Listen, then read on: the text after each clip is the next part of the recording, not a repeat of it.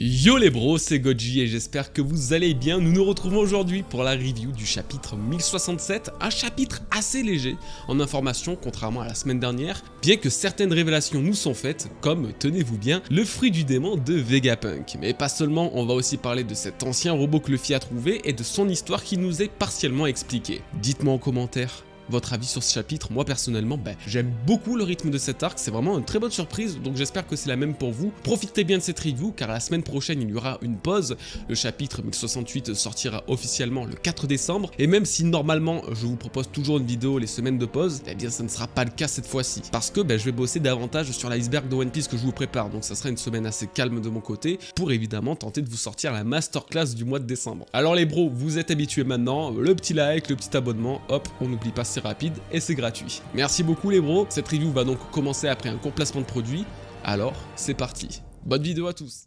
Laissez-moi vous présenter le sponsor de cette vidéo, CyberGhost, le numéro 1 des VPN en France. Vous savez quelle erreur a fait Sabo menant à la destruction de Lulusia? Il n'a pas crypté sa communication. S'il avait eu CyberGhost, nul doute que son destin et celui de toute cette île aurait été différent. Rendez votre adresse IP anonyme grâce à ce VPN. Cryptez vos données personnelles grâce à un chiffrement de haut niveau et naviguez en toute tranquillité à travers le web ou à travers les mers. 35 plateformes de streaming sont accessibles pour profiter de séries et films étrangers exclusifs. Disney+, Netflix, Prime Video, la totale, et ce sur Windows, Mac, Android, Linux et même Smart TV ou console. Vous avez envie de regarder l'intégrale de One Piece sur Netflix mais ce n'est pas disponible en France? Ou toute une liste d'animes indisponibles dans ton pays? Avec CyberGhost, c'est possible et c'est terriblement simple. Ouvrez l'application, connectez-vous au serveur du pays que vous souhaitez et profitez tout simplement. 7 appareils à la fois peuvent être utilisés, alors n'hésitez pas à partager. N'ayez crainte de la confidentialité, CyberGhost ne stocke aucune donnée de leurs clients. Rejoignez les 38 millions d'autres utilisateurs grâce à mon lien pour bénéficier d'une réduction de moins 83% pour seulement 2,03€ par mois, plus 4 mois supplémentaires gratuits. Tout ça avec une garantie de remboursement de 45 jours et d'une assistance clientèle française 24h sur 24 et 7 jours sur 7. Le lien de la réduction est en description, merci à vous et à CyberGhost pour avoir sponsorisé cette vidéo. Alors qu'il semblait avoir disparu dans le dernier chapitre, le cerveau de Vegapunk est bel et bien présent quelque part sur Egghead et serait destiné à devenir le nouveau internet du monde de One Piece. Un cerveau qui se trouve faire partie intégrante de Egghead et plus particulièrement de la zone Punk Record entièrement consacrée à sa protection et à son stockage. Et évidemment, un fruit du démon se cache derrière cette étrange capacité. Il nous a révélé que Vegapunk possède le Nomi, le fruit du cerveau. Vous avez d'ailleurs été nombreux à m'avertir que ça validait ma théorie, que j'avais raison sur le fait que Vegapunk avait un fruit du démon lié à sa connaissance. Et oui, mais non. Je pense que la théorie du fruit du démon était assez simpliste, trop même pour pouvoir en être fier. Surtout que dans ma dernière review, je théorisais sur un modèle Ito-Itonomi, ce qui me semble pas être le cas à en juger ce chapitre. Donc vous êtes vraiment trop sympa d'avoir pensé à moi, mais clairement je ne vais m'attribuer aucun mérite sur celle-là. Donc voilà, bref. Passons au sujet principal. Bien qu'il soit né génie, à l'intelligence très largement supérieure à la moyenne, le fruit du démon de Vegapunk lui permet de stocker toutes les informations qu'il a emmagasinées de façon illimitée. Concrètement, ce fruit du démon ne le rend pas plus intelligent, mais au contraire permet d'être davantage exploité par le potentiel du scientifique qui étudie et apprend encore plus, et ce, sans véritable limite ni contrepartie. En gros, c'est comme une immense clé USB sur votre ordinateur. Il n'améliore pas les performances de base de cet ordinateur, mais permet de stocker davantage des dossiers que vous allez télécharger. Alors, oui, ça reste un fruit du démon incroyablement puissant, mais il est surtout pour quelqu'un avec une si grande soif de savoir que Vegapunk. Je crois qu'à part lui et Clover, absolument personne ne pourrait mieux l'exploiter et l'utiliser dans le monde de One Piece. Typiquement, Luffy avec ce fruit du démon, c'est non. C'est non.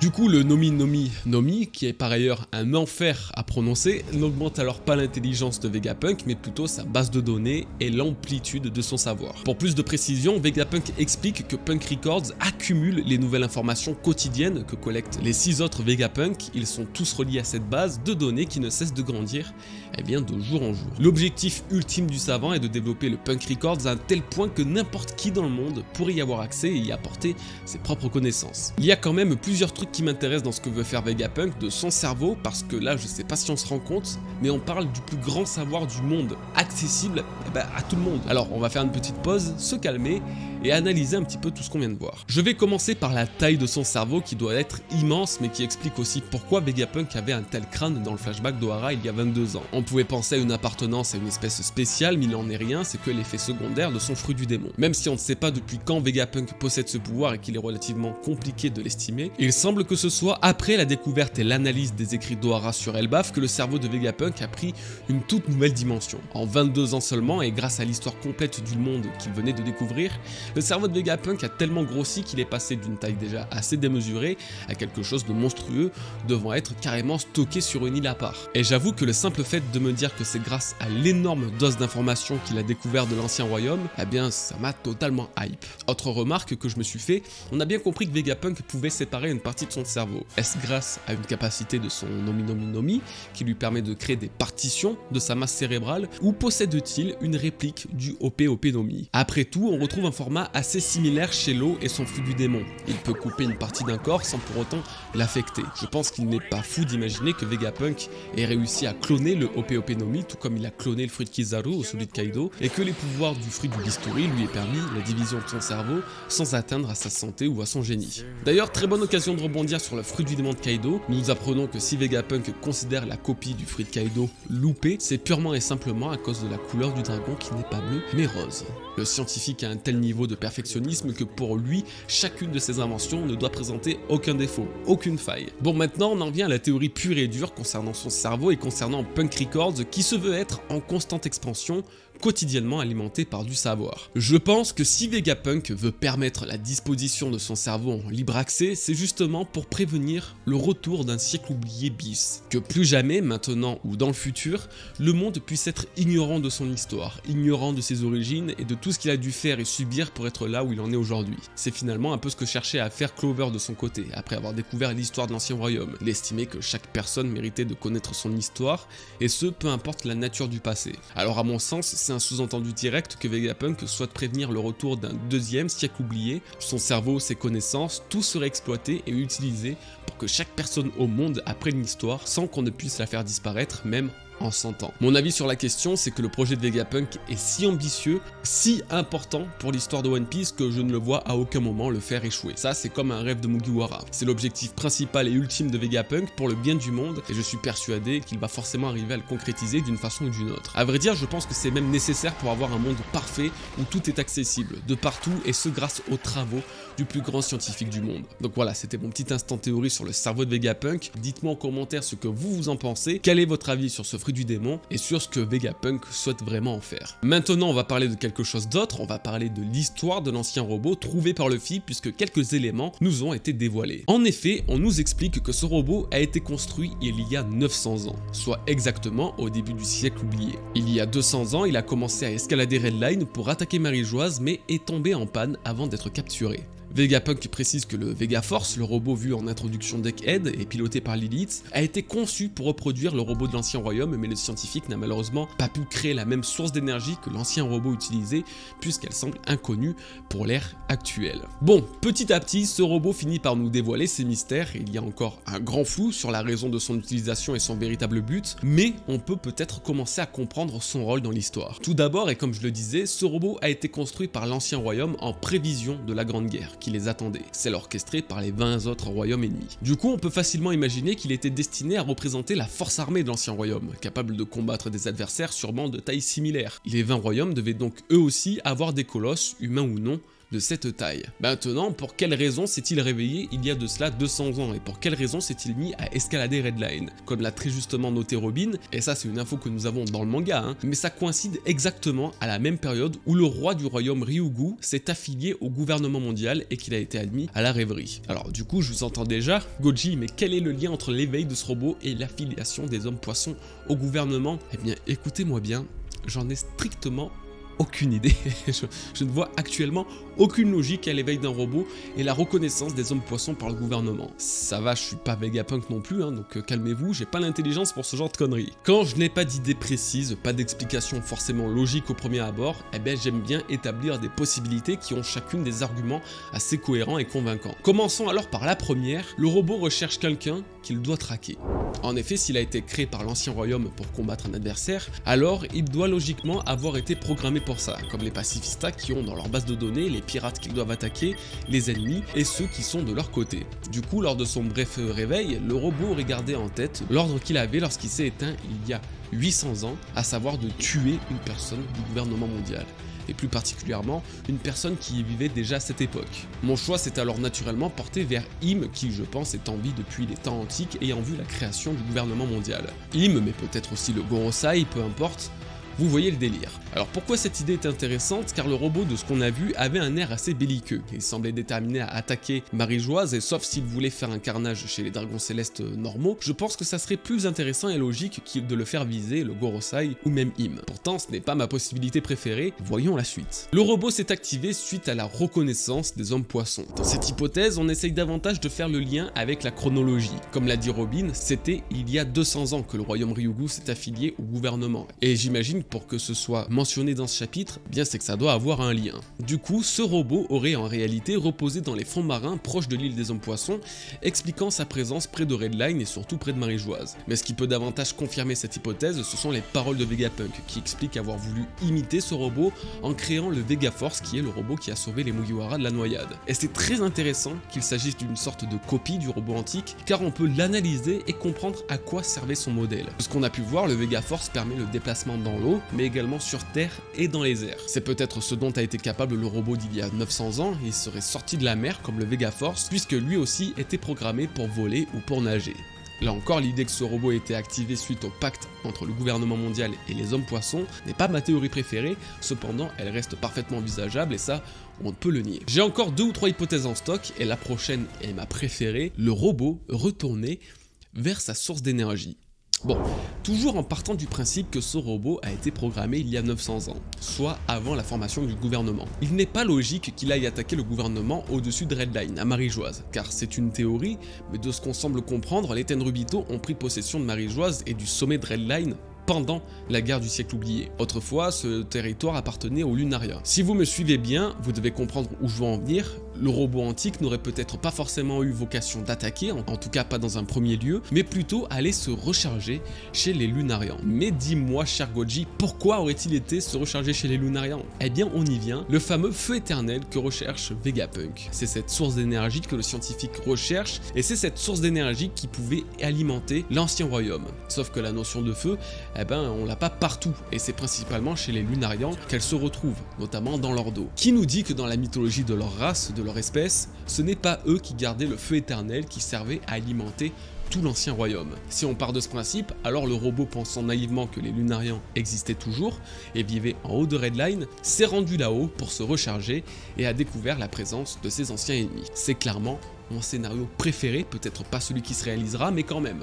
Le seul problème que j'ai, eh ben, ce sont les séraphins. Si la flamme éternelle est vraiment la source de leur pouvoir, alors comment Vegapunk est parvenu à concevoir les séraphins avec la flamme dans le dos? Est-elle vraiment comme celle des Lunariens ou n'est-elle que factice? Tant de questions, si peu de réponses.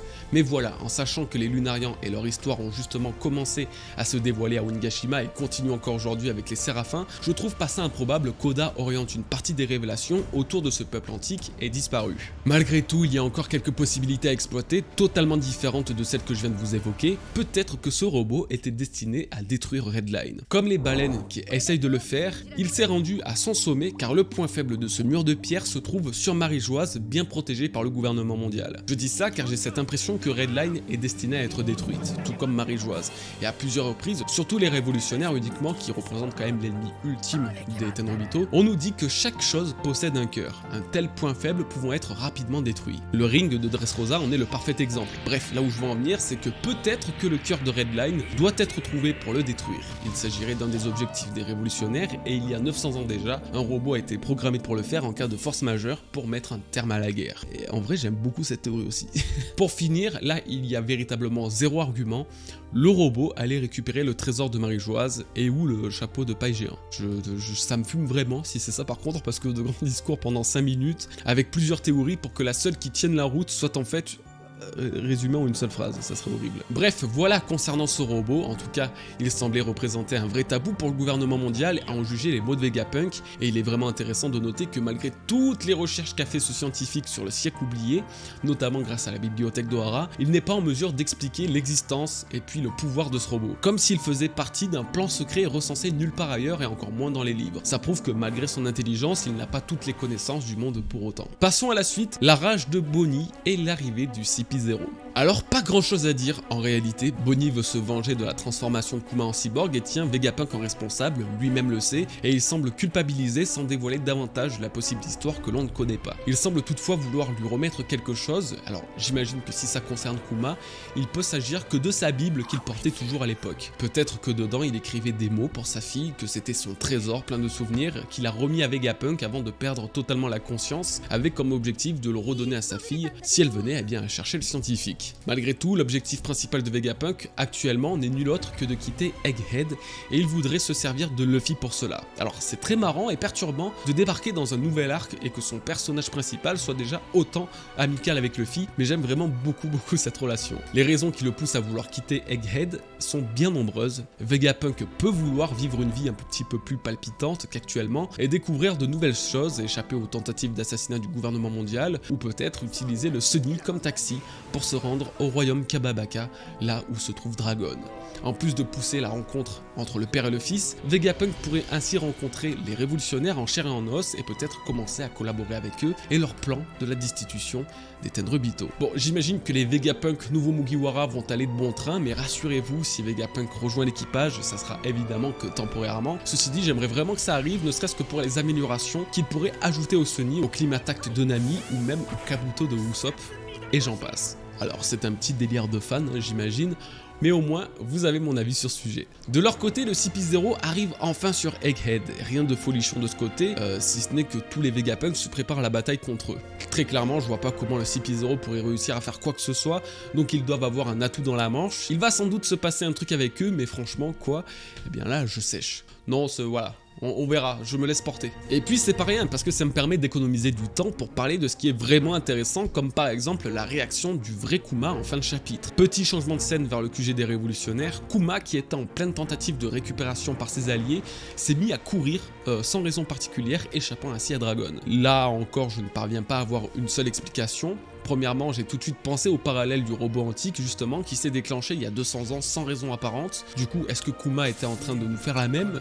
Il va tenter de se hisser en haut de Marie-Joise pour faire je ne sais quoi. Petit doute, hein, je vais pas vous le cacher, mais pourquoi pas, ça expliquerait peut-être le comportement de ce robot antique. Mais j'ai quand même là encore une préférence pour une théorie. Kuma irait sauver sa fille. Alors si on part du principe que Kuma était relié aux communications et à la base de données de la marine en tant qu'arme humaine, alors il a peut-être intercepté d'une façon ou d'une autre l'information et l'ordre d'assassinat de Bonnie exprimé par Lucci, ce qui a déclenché en lui un instinct paternel totalement compréhensif. Ce qui appuie davantage cette hypothèse, c'est le message de fin du chapitre, vers où s'élance-t-il corps et âme. Là, il y a quand même une notion émotionnelle, un sous-entendu que l'agissement de Kuma n'est pas d'ordre scientifique ou cybernétique, mais bien psychologique et émotive. C'est son cœur qui semble le contrôler et personnellement, je trouverais ça cohérent qu'il aille sauver sa fille qui se trouve potentiellement en danger de mort. Bref, dites-moi en commentaire ce que vous en pensez, si vous avez d'autres idées ou si au contraire mon interprétation vous a séduite. Écoutez, je pense quand même avoir fait le tour de ce chapitre. Alors oui, ce n'est pas une review de 30 minutes, mais clairement ce n'était pas nécessaire. Cependant, j'ai vraiment kiffé développer tous les points qui m'ont intéressé, donc n'hésitez pas à me faire savoir